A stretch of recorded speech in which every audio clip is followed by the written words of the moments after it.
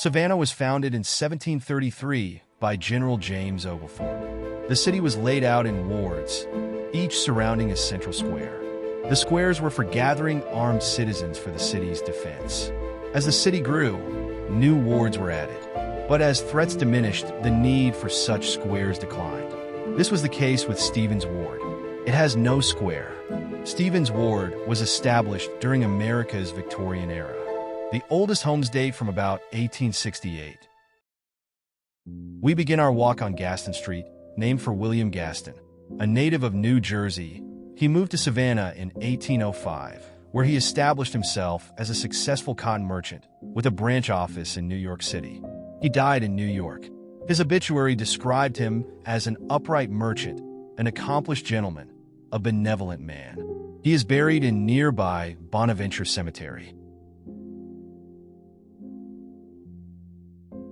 This home at 201 East Gaston was built for Gilbert Watkins in 1869. That's a fine Italian cypress at the right corner. Let's take a look in the garden.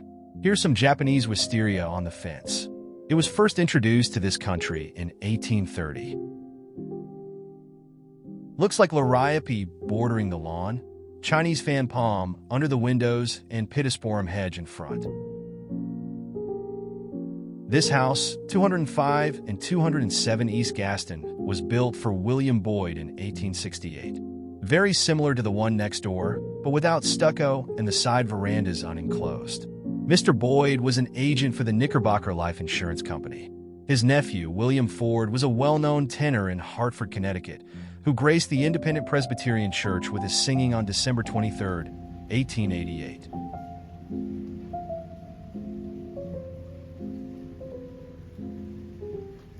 This elegant beauty, 209 and 211 East Gaston, was built for Samuel Palmer and Henry Dresser in 1876. Palmer owned the west half. Dresser owned the other. Palmer was a hardware merchant and was a Confederate veteran. He died in 1913 at the age of 85 and is buried in Bonaventure Cemetery. Henry was a cotton factor in partnership with Philip Daffin. They developed a cotton cleaning machine, which could have made them a lot of money, but the cotton market up north was depressed, so they struggled to stay in business.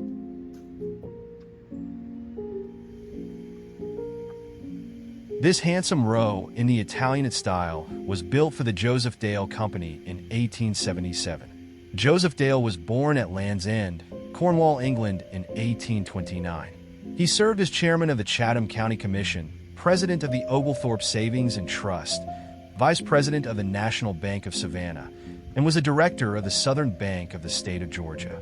Apparently, he was very fond of the Italianate style, for he also had a lovely house built on Jones Street in that style. Joseph died in 1904 at the age of 75 after slipping on an orange peel and suffering a fall. He didn't recover. He is buried in Savannah's Laurel Grove Cemetery. This 10,710 square foot mansion at 303 East Gaston was built for Donald MacDonald in 1866. MacDonald was born in Scotland's Outer Hebrides. He came to Savannah as a young man and later was made treasurer of the Atlantic and Gulf Railway early in its history. He was described as large, rugged, kindly, energetic, industrious, and courteous. He retired to Valdosta, Georgia, but kept a cottage at Tybee. He died September 27, 1889 at the age of 72. On the day of his death, he complained of feeling unwell, but had been meeting friends on the street when he collapsed and died of apoplexy, probably a massive stroke.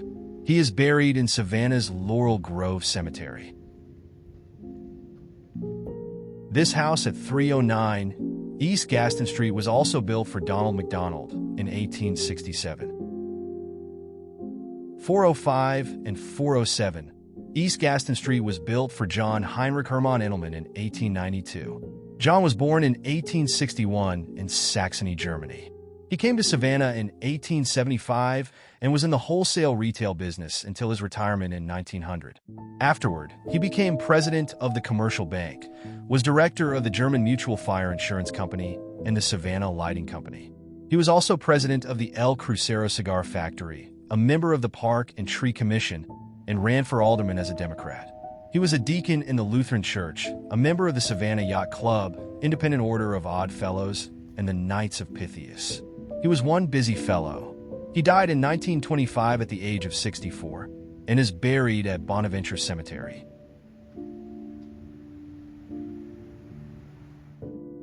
.423 East Gaston Street was built for Richard Welsh in 1869. Mr. Welsh was a native of County Tipperary, Ireland. Sadly, he died at the young age of 41 and is buried in Savannah's Catholic Cemetery. His wife, Hannah, a native of County Cork, Ireland, died in 1911 at the age of 80. 420 East Huntington Street was built for Dora Smith in 1892. Huntington Street was named for Selina Hastings, Countess of Huntington, a wealthy English Methodist who contributed greatly to the evangelical movement. She was a patroness of John Wesley and George Whitefield, early rectors of Savannah's Christ Church Anglican. With her financial support, Whitefield founded nearby Bethesda Orphanage. 418 and 416 East Huntington were built for Salomon Cohen in 1892. Remember the date. Salomon, born in Germany, owned considerable properties in Savannah. He was also a director of the Workmen's Savings and Home Company and a member of Temple Mikveh Israel. He died in 1896 and is buried in Laurel Grove Cemetery. The house on the left, also in an ornate style, 414 East Huntington, was built for Dennis McCarthy in 1897. Before moving on, let's check out this garden. There's a little bit of everything here.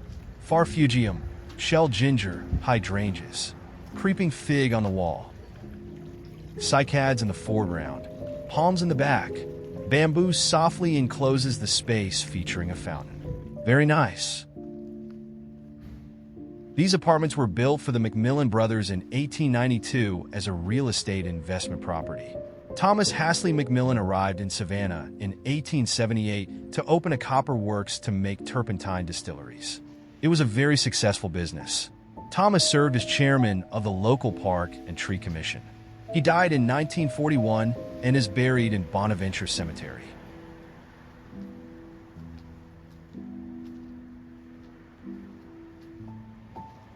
This lively Victorian incorporates a colorful blend of Moorish and Italianate elements. The landscaping is also a rather eclectic assemblage, is it not? It was at the corner of Haversham and Huntington that a disaster broke out.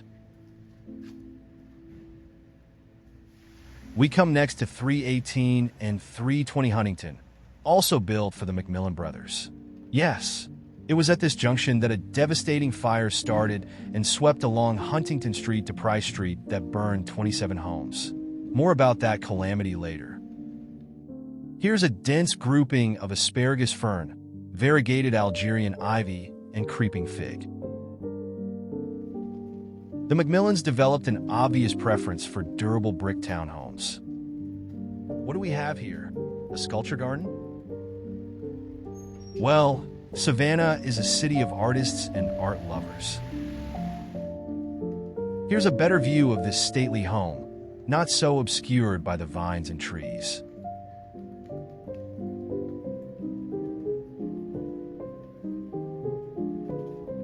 This home at 312 and 314 East Huntington was built for Albert Sumner Bacon. Albert was a Confederate veteran, enlisting in 1861 into B Company, Georgia 8th Infantry.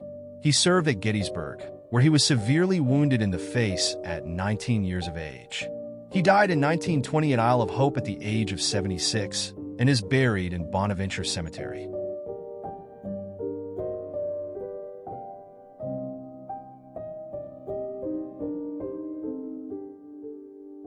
Now we pass by the garden of this magnificent home at 306 and 308 East Huntington Street, probably built for Thomas McMillan.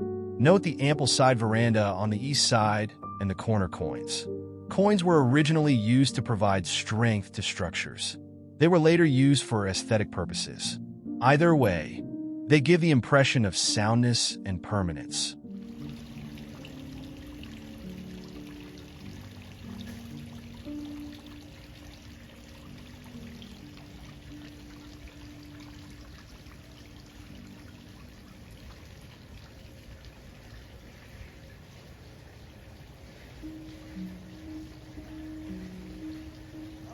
Let's take a closer look at some of the details.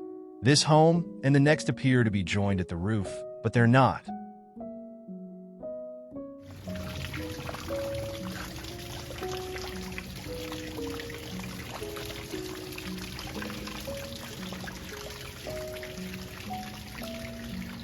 This aristocratic pair of masonettes at 302 and 304 East Huntington is another that was built for the McMillan brothers. It presents an imposing presence on this street, as so many do. Typical Victorian features so popular at the time. Elegant. Note the ironwork, stately cupolas, the wide ascending entrances, and the broad veranda.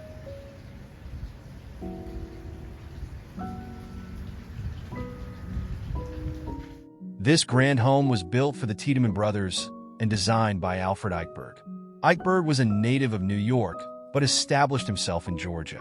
Several of his most notable designs are in this city. His designs were rather eclectic, but focused on Romanesque revival and often incorporated ornate terracotta features. Irvin and George were born in Charleston, where they joined the family grocery business of Otto Tiedemann and Sons. Irvin had homes in New Jersey and Augusta, Georgia. He died in Augusta in 1937, but is buried in New Jersey. George Tiedemann was a successful wholesale grocer and civic leader. He also served as director of Liberty National Bank and Trust, vice president of Southern Home Building and Loan. He ran for mayor in 1907 and won. He also served as county commissioner. He died in 1935 after a long illness. His funeral was at St. John's Church on Madison Square, and he's buried in Savannah's Bonaventure Cemetery. The Tiedemann Mausoleum, with its graceful Art Nouveau portal, is noteworthy. Peek through the door for a view of its stained glass window. Looks like the toilet was an afterthought. Well, you have to put it someplace. This residence was built for Elizabeth Riley in 1870.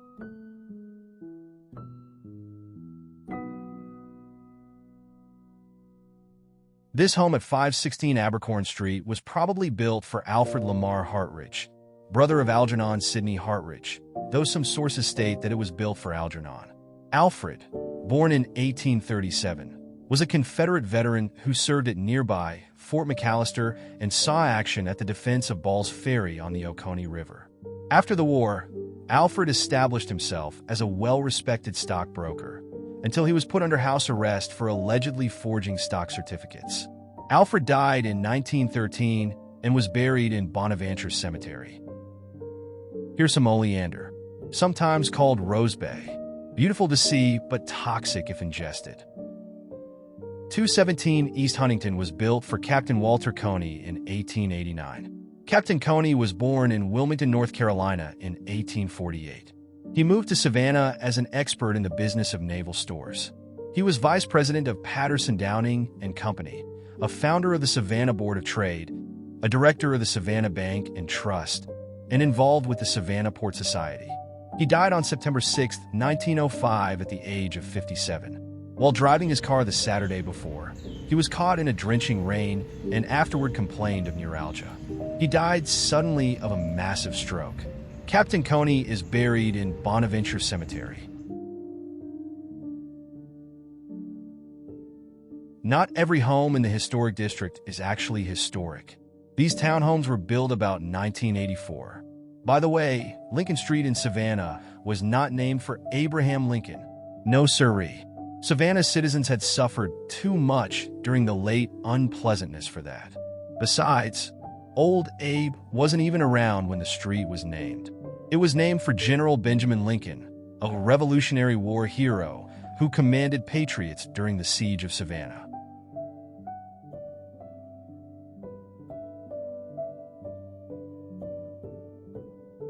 These townhouses are also new constructions, built about 2015.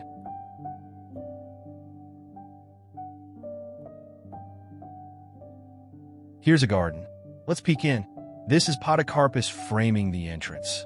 There are caladiums, elephant ears, asparagus ferns, waxleaf begonias, rudbeckia. It's nicely designed, isn't it? We love the moss on the brick edging.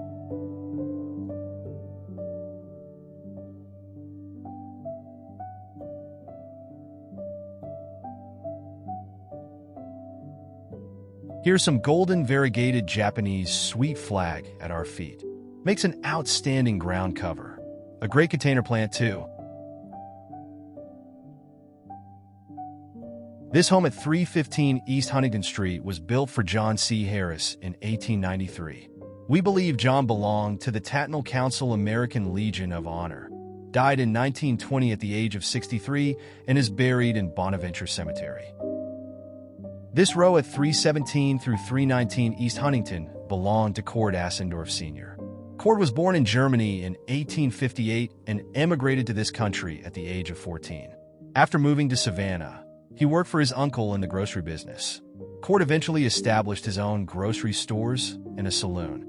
As attractive as this is, he had another home built on Bull Street, known as the Gingerbread House, which has been featured in various films. Needless to say, Assendorf was a very successful businessman. He could afford one of the first automobiles in Savannah, a Cole Model 30. He died in 1945, aged 85, and is buried in Bonaventure Cemetery. We're off of Huntington Street for a moment and walking northward on Haversham. This street was named for James Haversham. He came to Georgia in 1738 at the invitation of George Whitfield to help establish Bethesda Orphanage. He served Bethesda as superintendent and financial officer. Haversham was a merchant in England, so he also turned his attention to business. After the ban on slavery was lifted, he established a 15,000-acre rice plantation, eventually becoming the third richest man in the colony. He was the royal governor for 2 years. Though he did not support American independence, his wealth helped to build the economy. Haversham was known for his gentle, noble, and useful disposition. Let's take a look at the homes we just passed. This one, 608 and 610 Haversham, was built for Frederick Wessels in 1892. Frederick was born in Hanover, Lower Saxony, Germany, about the year 1844, and established himself as a retail grocer, but also responsible for building many residential homes. Frederick died in 1918. His son, Fred, became a leading citizen in Savannah. Both are buried in the family tomb in Bonaventure Cemetery.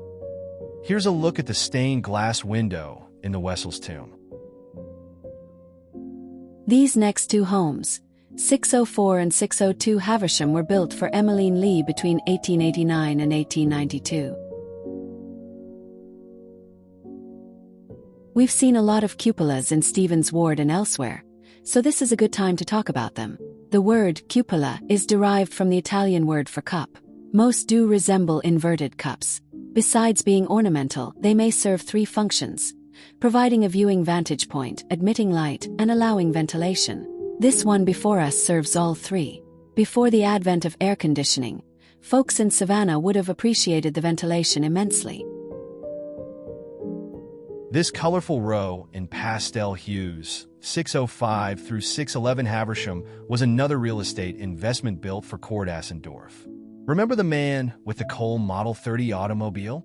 This was his. It reminds us in a way of Charleston's famous Rainbow Row. What do you think? Leave a comment.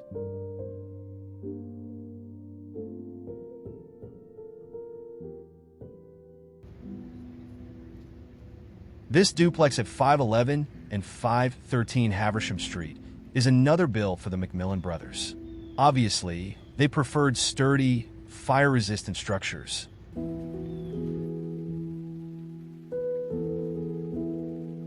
This one at 405 East Huntington Street was new to the neighborhood, built about 1920.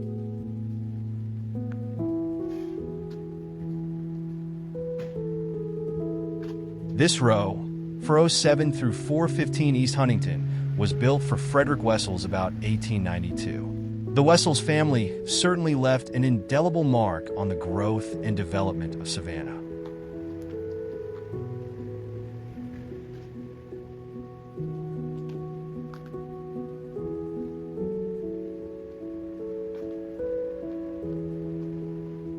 Here is variegated Asiatic jasmine at our feet. Makes a marvelous ground cover, and a late blooming azalea. This duplex was also built for Fred Wessels in 1892. 1892. the year that tragedy struck. On Friday, May 13th, the Savannah Morning News reported several elegant homes in ruins. A fire broke out the day before in the workshop behind Thomas McMillan's home at the corner of Haversham and Huntington Streets, the very streets we've been viewing. The workshop was full of shavings and pine lumber. Frederick Wessels could see the fire from his grocery at the corner of Price Street and raised the alarm. McMillan's house was heavily involved when the fire department arrived. High winds fanned the inferno eastward down Huntington Street. But water pressure was too low because 4 engines were pumping water from the same water main. To make matters worse, one engine broke down and quit working. By the end of the disaster, 27 homes were destroyed. Neighboring buildings were damaged. The heat was so intense that structures were scorched over 2 blocks away. Looters began making off with whatever belongings might have been salvaged.